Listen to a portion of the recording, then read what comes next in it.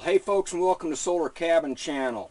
It's spring. I know a lot of you are getting excited to get working on your homesteads and getting your off-grid systems put together. So I thought now is a really good time for me to maybe do a short lesson on choosing solar panels. And there's a lot of different varieties out there. There wasn't very many varieties when I first started in solar power almost 15 years ago. And some of you may remember this, and some of you may still be using some of these panels. This is the panels that I started with, which are the Harbor Freight. And they're a pretty long panel, about a foot wide and about 3 feet long. And these are the Harbor Freight panels. And this is what a lot of off-gridders started with, and what a lot of off-gridders are still using. Now, Harbor Freight panels at that time were extremely expensive. They started out at a little over $300 for a 45-watt set of panels. And what they are is it comes with 3 15-watt panels. Now I'm going to explain the difference in the types of panels and why you want to be careful in what you're choosing, because you're going to find a lot of different types of panels out there. Monocrystalline, polycrystalline, amorphous, flexible, ribbon, and even some other types of panels out there now. So you want to be educated to what you're looking at, and each panel, the main focus you want to remember is there's a different application, there's a different efficiency, and there is a different expense, all involved in the type of panels that you choose for either your off-grid or on-grid applications. You want to be educated so you know what those panels do and why you want to choose this panel over that type of panel, because salesmen will try to sell you any panel and tell you they're all the same, and you know, this is a good panel or this panel's better than that panel. You want to know why a panel is recommended for the type of applications you're going to be using. Now I focus mostly on off-grid applications, so I'm going to recommend panels and things that we'll use better for off-grid applications. Now, these types of panels here, these are actually chip panels. They don't really fall into any category because what they are, a solar silicon wafer. Now how silicon wafers are made is they make a full wafer. Then they chip off the corners of it, okay? And they use that full silicon wafer is called a mono, standing for one, mono silicon wafer or silicon ingot, okay?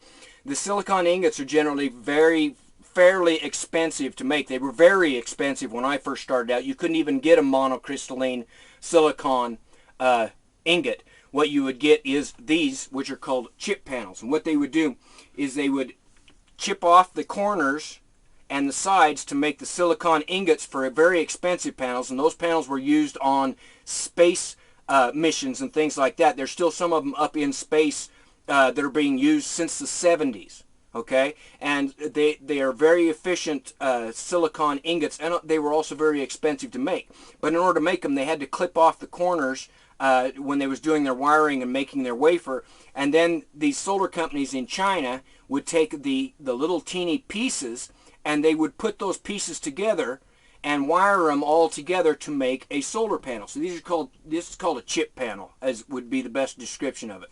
It's a whole bunch of small little ends and chips off of a full silicon ingot in order to make a panel. Now there's nothing wrong with that. They do work. However, the efficiency isn't very good because it's a bunch of small pieces, and they have some drawbacks because the chips are all wired together, so it takes a whole lot more wiring in order to make these out of these small chips that go into these panels. And it is the wiring, not the silicon itself, that fails. Because they have so much wiring involved in here, they tend to wear out a lot faster and break down a lot faster. And that's what happened with these 45-watt systems that a lot of us ended up with. Mine only lasted about 10 years. Now, that's not bad. The price on these has come down. When I got them, I spent over $300 for a 45-watt system, which was enough to run a couple of lights in my water pump and recharge some gadgets. That's about all I needed at the time, and I thought it was a great deal. Boy, I was in heaven, because now I didn't have to keep recharging my truck battery in order to run those appliances.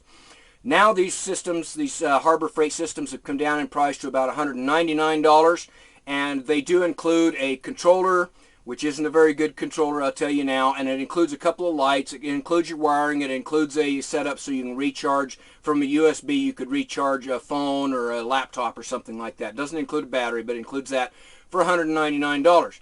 Still, a lot of people use these, and I still have 2 of these on top of my camper shell on my truck. I still use these, but out of the 6 that I got, after 10 years, only 2 of the panels continue to work. And I don't know if you can see this, but what happens is the wiring that's inside, because there's lots of wiring, the wiring tends to fail a lot faster. The other thing is you'll get the back burnout will burn out, and but however, the panels are well made. They're aluminum frame, a safety glass, good back, come with a long wire for connecting up. So they're still a good, what I would say, starter system. If all you want is just a basic little starter system to get started, not a bad deal. You can go ahead and get the Harbor Freight panels. Their efficiency, though, is not very good. These panels will probably only be maybe 6% efficient. So they're not converting a lot of energy, sunlight, to energy. Now, you have to understand how energy is produced in a silicon wafer. You've got 2 wafers, what's called a P wafer and an N wafer, which stands for positive and negative. They put those together in a sandwich, and back of that is in between that is a bunch of wiring, and back of that is a collector plate. And what that does is it collects the sunlight, and it converts that using the free electrons that are between those 2 different negative and positive panels, and it kicks off the electrons into the wires. The electrons flow through the wires, and that is electricity. That's all there is to a solar panel. It's just 2 pieces of silicon with a positive and negative charge sandwiched together with a collector on the back. That's how a silicon panel works.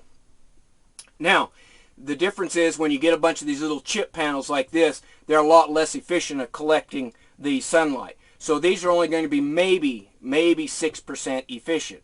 Now I'm going to show you some other panels, a poly panel and a mono panel, that are much more efficient at converting these electrons, converting the sunlight into electrons, so you get a lot more power out of them for a smaller amount of space. But again, the Harbor Freight panels, a lot of you people still using them out there. Good kit. You can get them on harborfreight.com. $199 for a setup, 45-watt setup.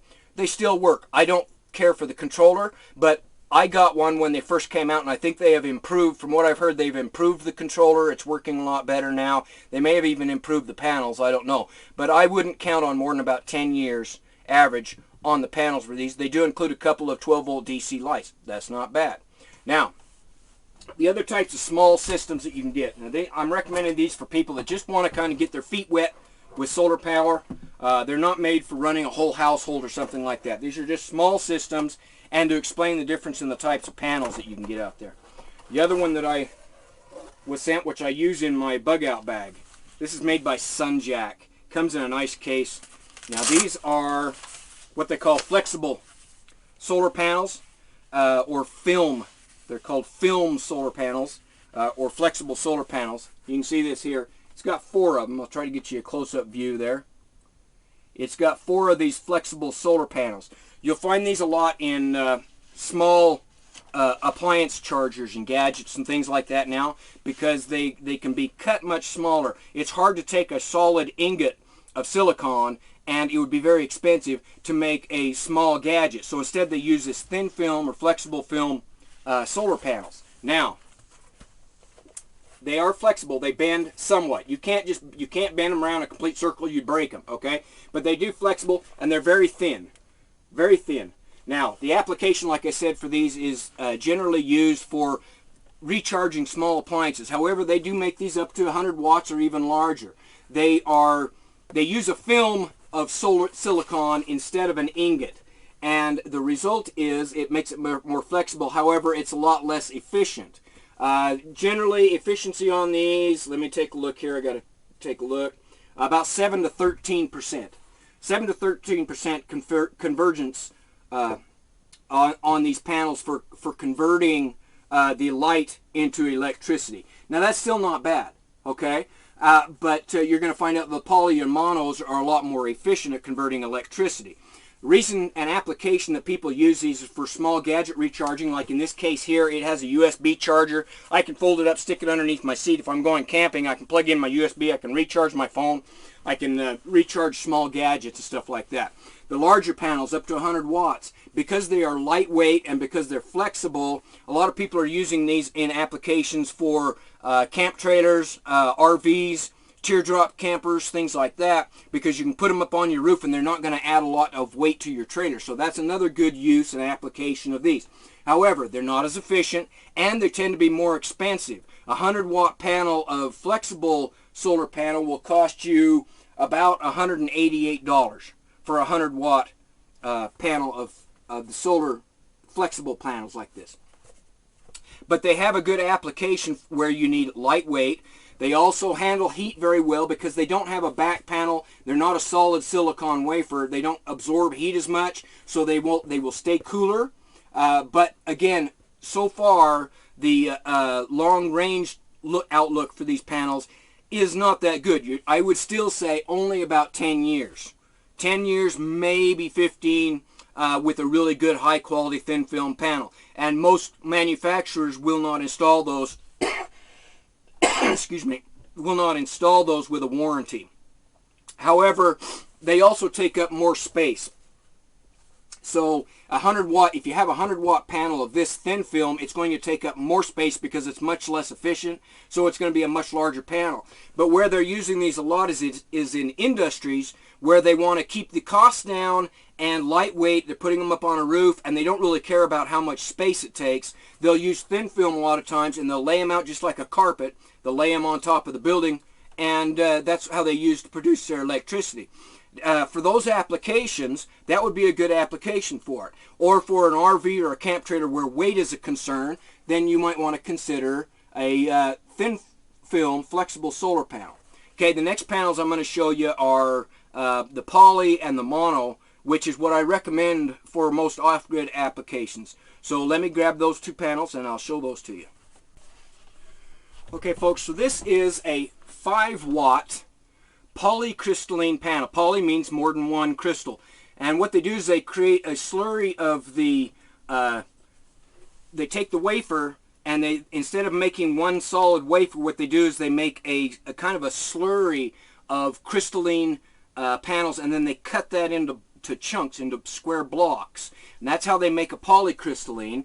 And if you can see it kind of close, you can see that they're all kind of a square that's all cut kind of in the same shape. And those are, they're not a solid ingot. What they are is they're polycrystalline wafers. Now, polycrystalline was about all you could get for a long time. It's what I had on my cabin. All of my panels were polycrystalline panels. For a long time I had a 580 watt system. Now this is just a 5-watt panel. I've got panels that are 80 watts, 120 watts, 100 watts, all in polycrystalline. You can get them any sizes. I wasn't going to drag a 100-watt panel up here to show you. So this is a 5-watt panel. I'm going to show you the kit this comes with. It's a pretty cool kit. Now, polycrystalline panels, why a lot of people choose them. One thing, they're less expensive than monocrystalline. Average price on a 100-watt panel, polycrystalline panels, are right around $119. If you look around, or if you buy in bulk, you can get them as low as 60 cents a watt. Okay, so a 100-watt panel you may be able to find for $60 to $70. Usually you get those in bulk deals. And that's how I recommend you buy your panels anyway. If you're going to buy panels, instead of buying a single panel at a time, buy 6 or 8 or 10 panels that you're going to use for your place and ask for a bulk deal. And you'll get a lot better deal that way, and you can get them down for about 60 or 70 cents a watt. If you buy them individually, you're going to spend right around $1 a watt for a polycrystalline panel, where a monocrystalline panel, which I'll show you I use on my system, will run you about $139 for 100 watts. Polycrystalline panels are not quite as efficient as monocrystalline. Because it uses multiple crystalline cells, the efficiency goes down somewhat. Efficiency on these will be somewhere between 9, and let me check to make sure I get this correct, or excuse me, polycrystalline panel somewhere be between 13 and 16% efficient. That means it takes about 13 to 16% of the light that it sees, that it converts into electricity. Compare that to a monocrystalline panel that'll get between 15, and 20%, and some of the monocrystalline panels are now getting over 20%, closer to 25% efficiency. So in order to have a 100-watt polycrystalline panel, it takes up a little bit more room. So a 100-watt polycrystalline panel will be a larger panel than a 100-watt monocrystalline panel. So if space is a concern of yours on your homestead, then a polycrystalline panel is going to take up a little bit more space. If space isn't going to be a concern, don't worry about it. The efficiency makes a big difference, though. Polycrystalline panels at the time were very good. We thought the efficiency was great. If we were getting 15% efficiency out of a solar panel, a polycrystalline panel, compared to the 6% that we were getting out of our old Harbor Freight panels, that was a big difference. You know, that's like doubling. And you could get one of these panels at that time when they came out. I could get a polycrystalline panel for around $200 for 100 watts, where I was spending over $300 for 45 watts. So you can see there's a big difference in price all of a sudden that made polycrystalline panels very popular. And a lot of homesteaders still swear by polycrystalline panels because they're less expensive and they do a good job. Now, application, where I would recommend these. Polycrystalline panels work better in very bright sunlight. If you live in Florida or California or Australia or someplace that gets very good sunlight all the time, save yourself some money and get the polycrystalline panels, and they'll do just a fine job of converting because they're getting good sunlight all the time. Monocrystalline panels do a little bit better in low light conditions because they have a solid ingot of silicon. So polycrystallines also look very nice. A lot of people like the color because it has kind of a nice bluish color to it. And you can hook these up. They come in either 12 volt or 24 volt panels, and I'll explain why that's important. Off-gridders sometimes will choose between either having a 24 or a 12 volt system. Some people even have a 48 volt system. Generally, the 24 volt system and the 48 volt system are used for if you're going to be running larger appliances. If you're going to be running a fridge, you know, and other appliances like that that require a lot of power and a larger inverter, then they will hook these in series, which means hooking each panel together so the positive wires all run together, and then you have one positive wire coming out and just one negative wire coming out, and that runs to your controller. Now with the controller, with the poly panels, you would want to use a controller that will convert the power from 24 volts or 48 volts down to 12 volts. That requires a little bit more expensive controller.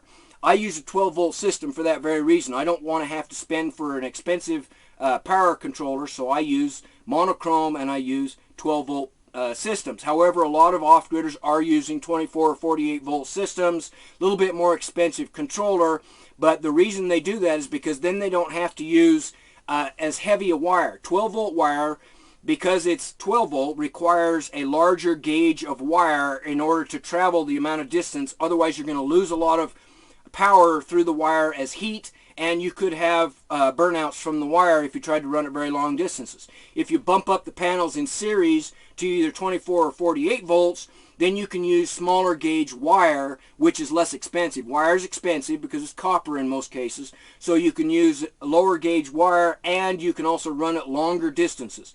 Other than that, there really isn't any benefit to running 24 or 48 volt or 12 volt. They're all power. It doesn't matter that way. You might get a little bit more efficiency out of a 24 or 48 volt system, and you'll be able to use longer wire runs. Now, why that's important, if you have to put your panels away from your house or your cabin because of shading, which I'll talk about, you need to put them quite a ways away from the cabin or something like that, then you may want to go wire in series so that you can go for 24 or 48 volt, use the lower gauge wire, and a longer run of wire from your panels to your battery system. That's one of the reasons a lot of off-gridders use either a 24 or 48 volt system. My panels are fairly close to my cabin. I use a 12 volt system, which I'll explain when I go and look at my panels. So that's the polycrystalline panels. You'll see these at a very affordable price. You can get them at a better deal if you buy them in bulk. Again, very good in areas where you get lots of bright sunlight. A couple of the drawbacks on these is they don't handle hot weather as well as the monocrystallines. If you have a really hot weather problem, these will tend to heat up a little bit more than the monocrystalline panels do. Not much, not that much that it makes all that much difference, but just something to keep in mind. If you're going to be in an area where it gets extremely hot, you're living in the desert or something like that, you may want to go with the monocrystalline panels because they can handle the heat a little bit better. Other than that, aluminum frame, safety glass, good connectors on the back. Most of them come with MCI connectors ready to roll. And you can get these, like I said, a 100-watt panel. You can get, I like the Renogy brand, which is made in the U.S., and will run you about $119 for a 100-watt panel. All right, so now I'm going to take you out and show you my own system, which is a monocrystalline panel. But first I want to show you what this kit came with, because this is an excellent starter kit, I think, for people who just want to get your feet wet, or if you need a system for an emergency backup system for your house for recharging a phone and keeping a couple lights on, or to take camping, because I really like this. It comes with a 5-watt panel, and it is made by Micro Solar. You can get these on Amazon. I'll show you the picture there. Made by Micro Solar. Comes with the 5-watt panel. Comes with a 1-amp lithium battery storage, a very long life lithium battery storage. Comes with 2 pendulum lights. The lights I got did not look like the ones on the box, and I'm glad they don't, because those are kind of ugly. The pendulum lights I got are very nice looking pendulum lights. Alright, so it comes with that. And it comes with very long cables, about 16 feet of cable. And it comes with a wire setup, so a USB port, so you can recharge your cell phones or whatever, which I'll show you down here. This is the controller that comes with it, and you see it's got a light on. That's because I just pulled it off my wall. It's been charging up. It's got a 1-amp lithium battery in there, so you don't have to buy a battery for this system. And it has 2 plugs down here for plugging in your panel, and or your lights, excuse me.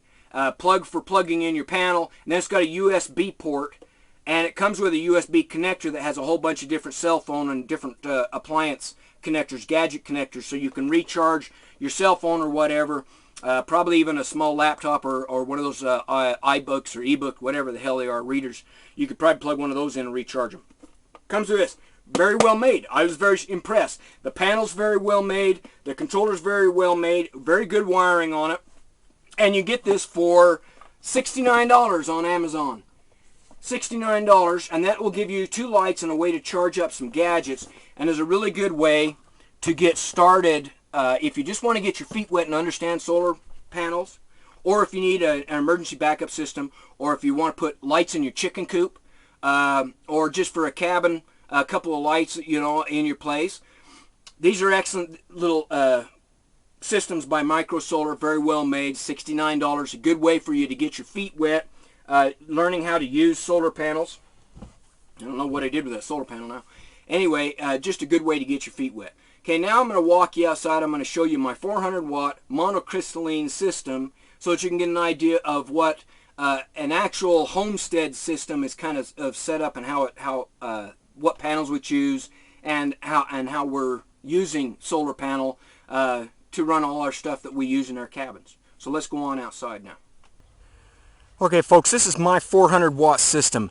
4 100-watt monocrystalline panels. These are made by Renogy, and it's raining right now, wouldn't you know, on a day that I want to do a solar discussion, that it decides to rain, but that's okay, because you can see that even in the rain, my panels are still producing some power.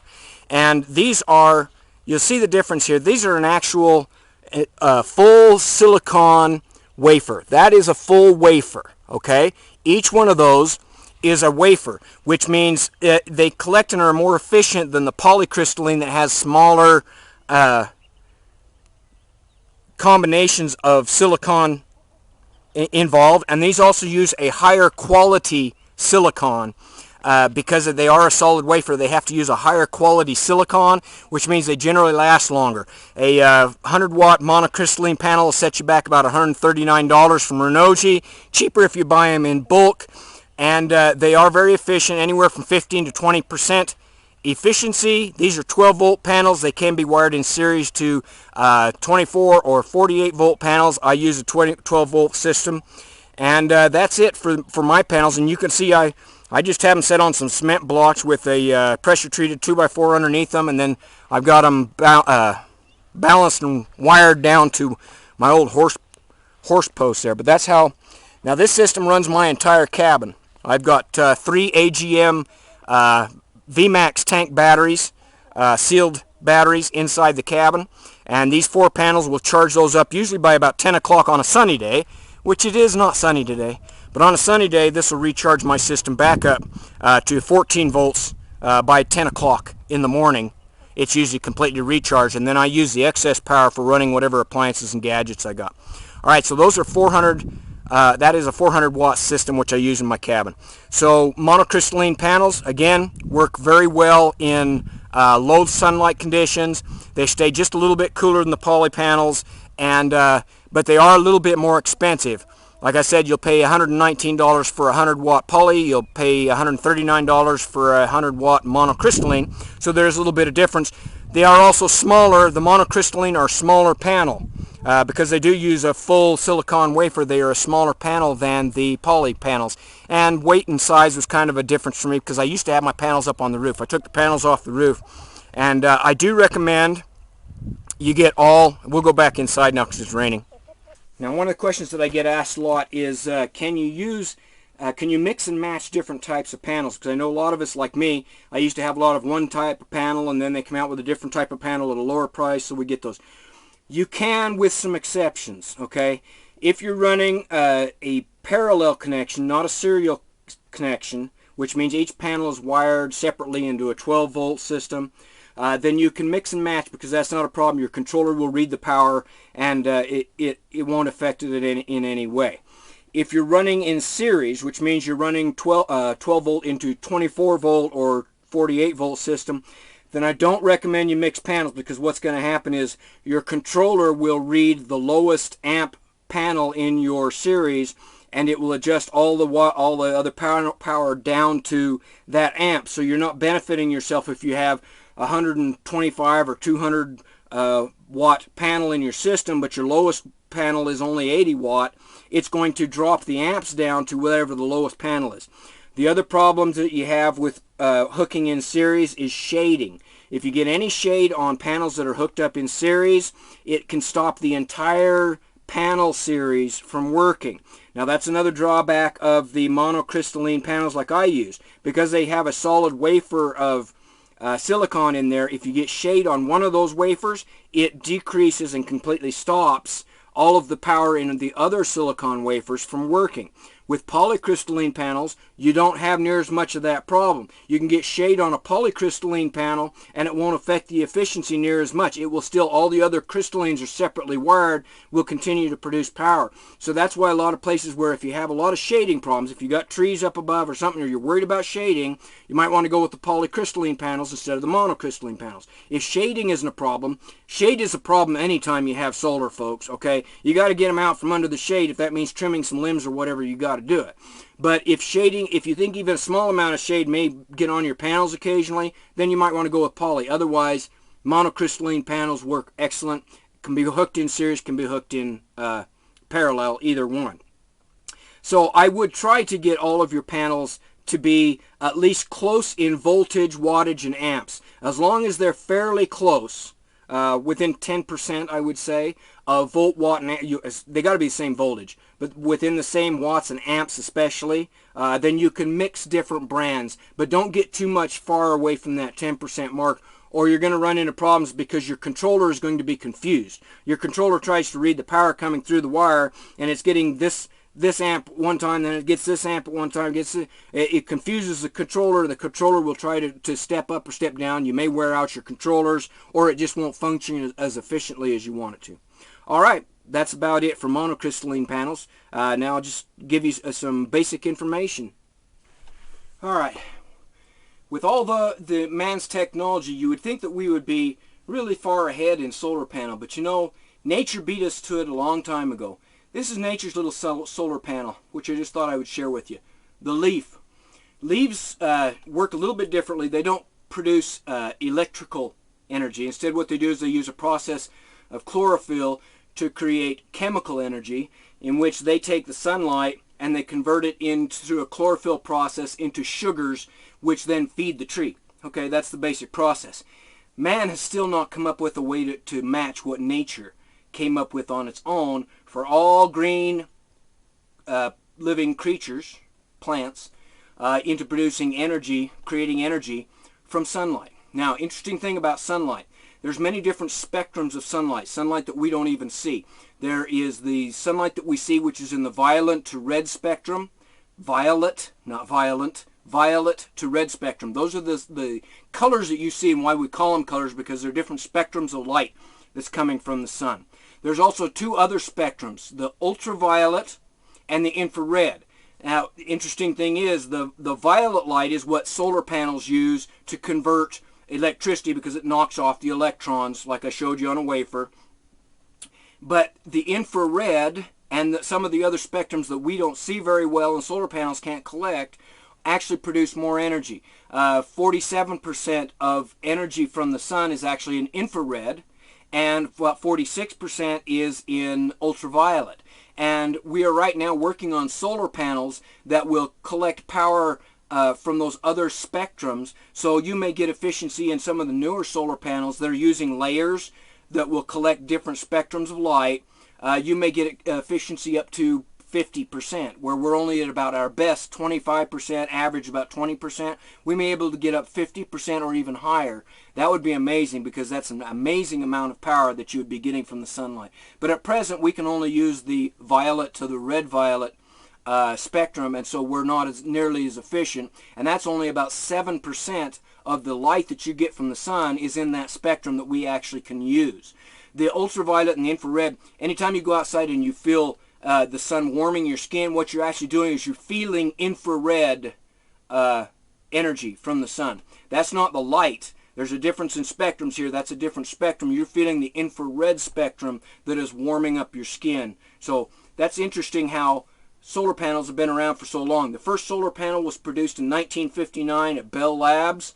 Didn't have very good efficiency at all, but they've been using solar panels up in space since the 70s that are still operating and have no problems at all. So, you know, solar panel is really, we should have been using solar panel for powering everything a long time ago, but you know how it is. Other industries had wanted their finger in the pie and wanted to keep controlling our energy, and so they basically kept solar panels and solar technology from coming onto the market, and so nobody was invested in developing that. Now, I know a lot of people don't like us competing with the Chinese, but I can tell you this: the Chinese invested in solar panel and in the development in the technology, and if they hadn't, we wouldn't have the solar panels that we have nowadays, because a lot of what we're doing is building on what they accomplished in making it affordable. That's the biggest thing, is the Chinese made it affordable for the average person to have solar panels. But I still recommend as much as possible that you buy U.S. made solar panels. I'm a big fan of the Renogy panels, which are made in the U.S. Some other brands that are good panels are made by Solar City, and there's some other U.S. companies out there. I would really recommend, if possible, buy U.S. made solar panels, because that's also creating jobs for U.S. people. And so that's where we really need to be focusing on. All right, folks. I hope you enjoyed this video. I enjoyed putting it together and researching the numbers so that I would have them accurate for you. I know you're all interested in getting your solar and off-grid system set up, and I'll be making more videos discussing batteries and inverters and appliances and things like that to go with your system, because it's a package deal. You have to have it all working together or it doesn't work very efficiently. So watch for my videos. Make sure you like my videos. Subscribe to my channel. Come by my website, simplesolarhomesteading.com, and you know, subscribe so that way you'll see my future videos, and we'll get in depth on some of this stuff. I'll explain it in ways that anybody can understand, because it's not all that complicated, but there's a bunch of nerds out there that make it really complicated, and you have to have a professional, and you have to, they're just trying to sell you something. You can install solar yourself. It's not hard at all. All right, folks, have a great day.